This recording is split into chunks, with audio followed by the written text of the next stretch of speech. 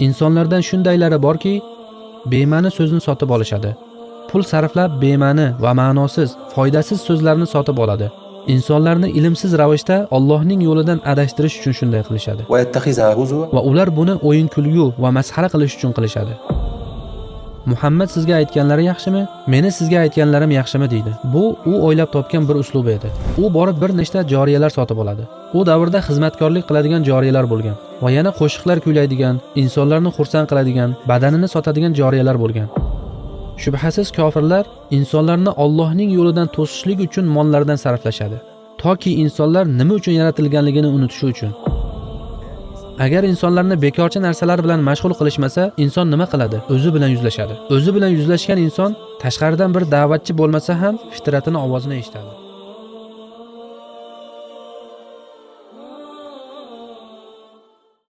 Kitobimizda Allohning dinidan insonlarni uzoqlashtirish usullari sifatida bayon qilingan. Bu yerda muallif bizga Nazr ibn Xoris bilan bog'liq Makka da insonlarni haqiqatdan uzoqlashtirish uchun nimalar qilgani haqida bir voqeani hikoya qiladi.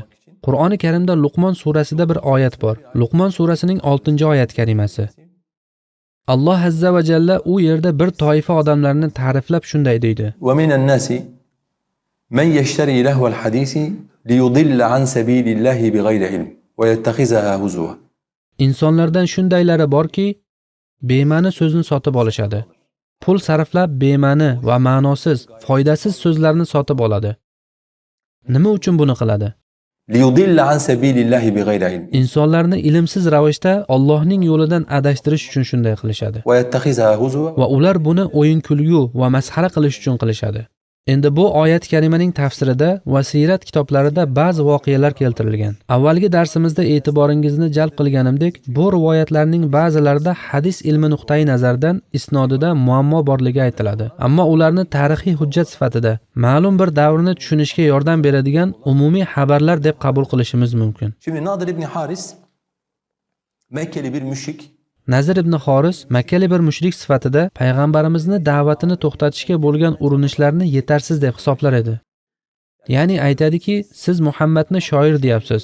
Holbuki barcha arablar she'rni va shoirni barcha turlarini bilishadi. Qani aytingchi, o'qigan Qur'oni bilan she'r orasida bir aloqa bormi? Yo'q. Kohin deyapsizlar. Axir biz butun arablar kohinlarni yaxshi taniymiz. Qani aytinglarchi, Muhammadni aytganlari bilan kohinlarni qofiyali so'zlari bilan aloqasi bormi? Ya'ni makkalik mushriklarning uslubini yetarsiz deb o'ylaydi. U aytadi: "Men shunday bir ish qilamanki, shunday bir uslub qo'llanamanki, insonlarni Muhammadning dinidan uzoqlashtiraman." Nima qiladi? Eronga boradi. U davrda eronliklarning masallalari, afsonalari, hikoyalari juda mashhur bo'lgan. Demak, u mashhur tijoratchi bo'lganligi uchun tilni ham bilgan. U yerga borib ba'zi masal kitoblardan olib, bu masallarni Makka ga olib keladi. Payg'ambar alayhisalom bir joyga da'vat qilgani borganlarida, u ham darrov u yerda bir majlis qurib va insonlarga ana o'sha uzun masallarni, hikoyalarni aytishni boshlaydi.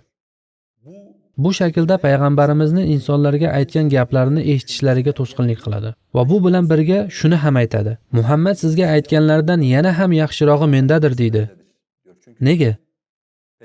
Chunki payg'ambarimiz ularga o'qib bergan Qur'on qissalari juda ochiq va lo'nda va hech qanday ishq va drama va mojarosiz g'oyat sodda va insonlar ham ibrat oladigan narsalarni tushuntirmoqda.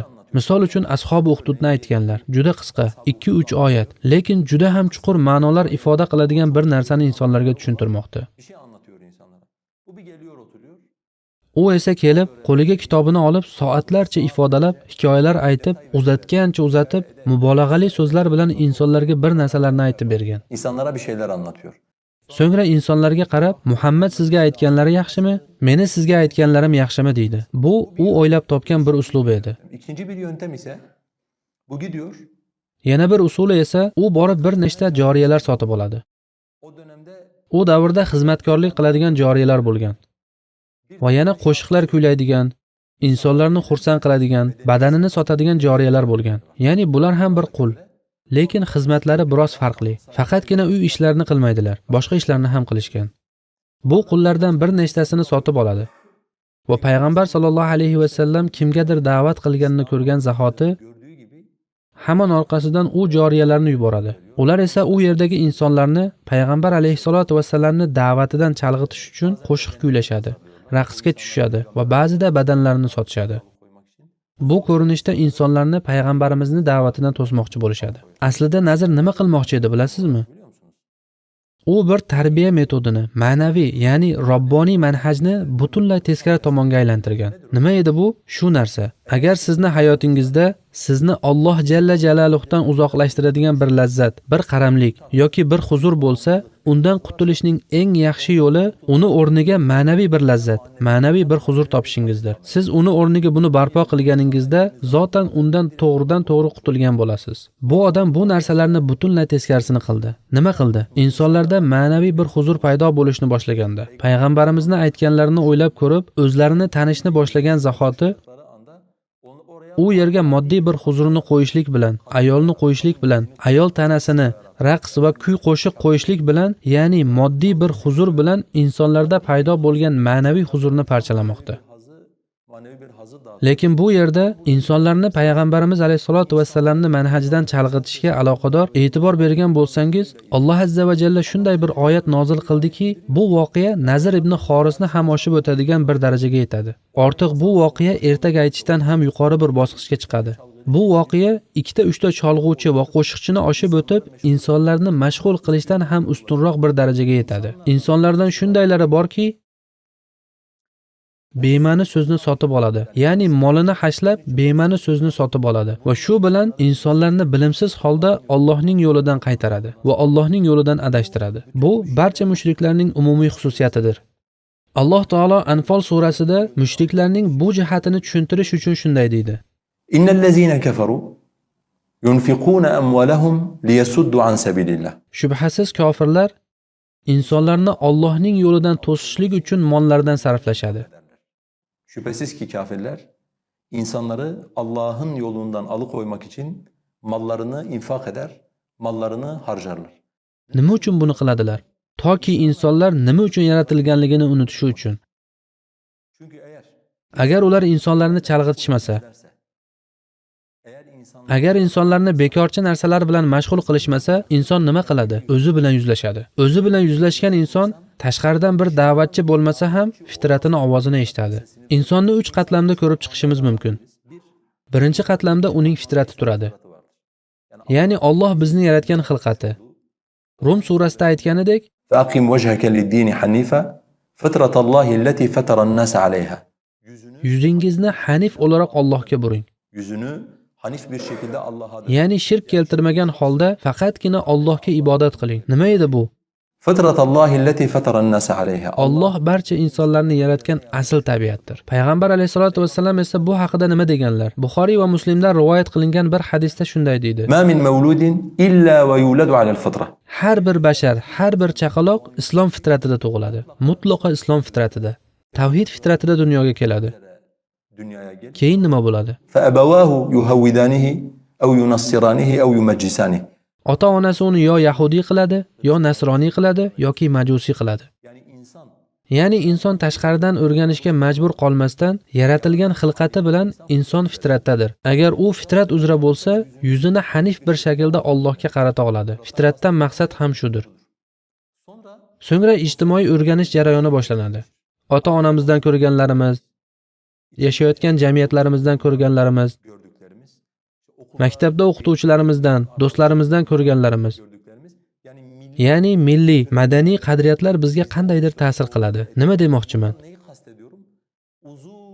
Uzun yillar davomida takrorlanib, bizda malaka holiga kelgan ba'zi fikrlar, ba'zi xulq-atvorlardan so'z yurityapman. Bu insonning ikkinchi qatlamidir.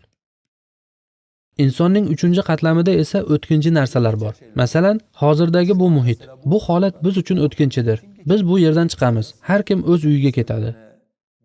Bir ish qilayotganimizda, bir tasavvurga yoki tovushga duch kelganimizda bizda hosil bo'lgan hissiyotlar va fikrlar, ya'ni o'tkinchi bo'lganlar, bular uchinchi qatlamdir. Endi insonlarning ko'p qismi uchinchi qatlamda yashaydi va bu uchinchi qatlamni ikkinchi qatlam belgilaydi.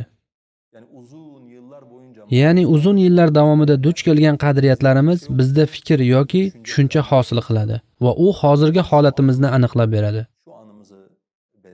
Odam bolasi 3-qatlamda bo'lsa, Qur'oni Karimning ifodasiga ko'ra, وَخُضْتُمْ كَالَّذِي خَاضُوا.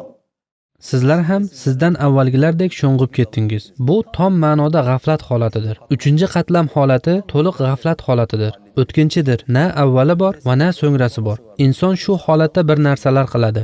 2-qatlam esa bu biroz chuqurroq, biroz ko'proq narsaga asoslangan qatlamdir. Ammo uning ostidagi qatlam esa bu fitratdir. Tavhid deb aytadiganimiz qatlamdir. Mushriklar aslida xohlagan narsasi shudir, birodarlarim.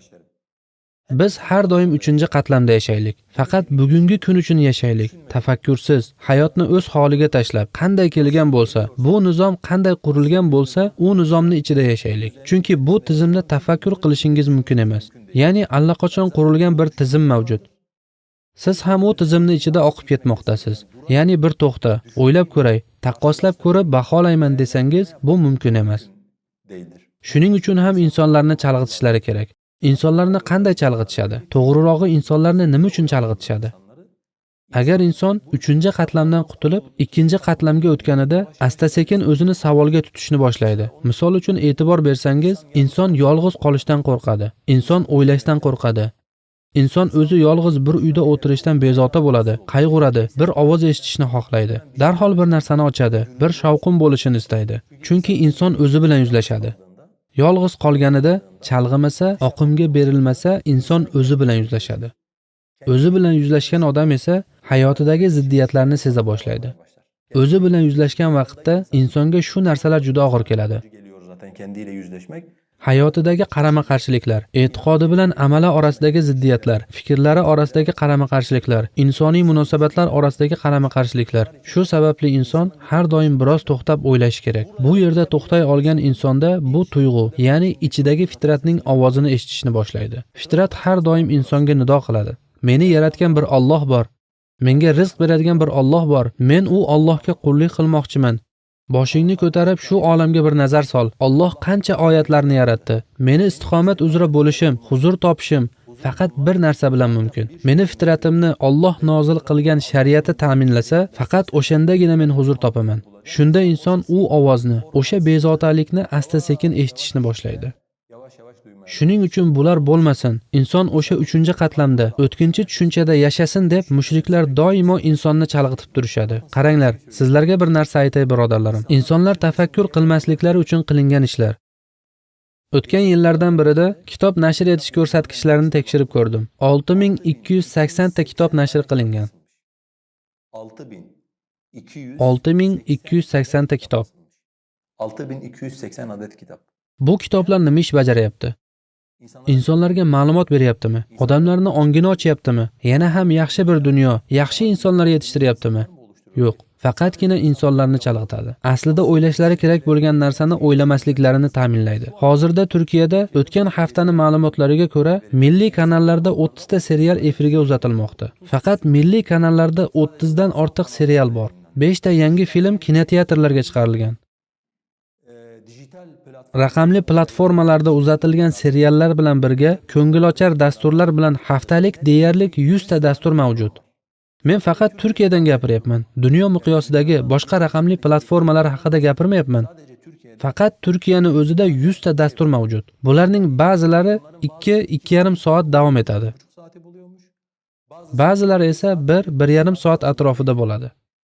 Endi bu 100 ta dasturiy ta'minotni birma-bir qo'yganingizda va ularni o'rtacha 1,5 soat ekanini qabul qilsak, bir odam ertalab ko'zini ochganidan to kechqurun ko'zini yumgungacha insonni chalg'itadigan ko'ngilochar kontent mavjud. Ya'ni turli kanallarda, turli raqamli platformalarda ko'ngil xushlik uchun bir odamga yetadi. Shuningdek, bularni o'tmishdagilari bor. Men hozir yangi ishlab chiqarilganlardan gapiryapman. Hozirda ishlab chiqarilganlarni aytayapman. Bu bilan birga insonni eski ishlanganlarini ham ko'rish va tinglash imkoniyati bor. Deyarli insonga nafas olishga vaqt qoldirmayaptilar. Tafakkur qilishini bir chetga suring. Nafas olishiga vaqt qoldirmayaptilar. Hozirda ovozli qo'shiqlar yuklanadigan bir platforma bor. Ismini aytishga hojat yo'q. İsmini söylemek istemiyorum. Bu platformada kuniga 30 mingta qo'shiq yuklanar ekan. Umumiy hisobda 2023-yildagi ma'lumotlarga ko'ra, ba'zisida jami 60 million kontent mavjud. Ularni kim ishlab chiqaradi? Qachon ishlab chiqaradi? Kimlar ularni tinglaydi? 60 million kontent va kuniga 30 mingta yangi kontent, yangi ovozli fayl yuklanadi ushbu platformaga. Yükleniyor bu platformlara. Bularni hammasini o'ylab ko'rganingizda, ular nimaga xizmat qilmoqda? Bunlar insanların kulağını, insanların gözünü, Ular insonlarning qulog'ini, ko'zini, qalbini, og'zini chalg'itish orqali insonlarni o'ylashga, fitratini ovozini siz bularni qo'ying. Ya'ni Qur'on yoki islomga chaqiruvchi da'vatchilarning ovozini, payg'ambarlarning merosxo'rlarini tinglashni bir chetga qo'ying, insonlarni o'z ichidagi nidosini ham eshitishlariga to'sqinlik qilmoqda. engel oluşturuyorlar. Nima uchun? Toki insonlar eshitmasliklari uchun. Mana shularning barchasi Nazir ibn Xorisning zamonaviy holatidir. Nazir ibn Xorislar hali ham biz bilan yashamoqda. Hozir ham insonlar payg'ambarimizni o'rgatganlarini, aytganlarini tushunmasinlar, o'ylamasinlar deb pul hashlaydilar. Ba'zi so'zlarni sotib olishadi va bu so'zlar bilan insonlarni Allohning yo'lidan chalg'itishmoqda. Insonlarni Allohning yo'lidan adashtirishmoqda.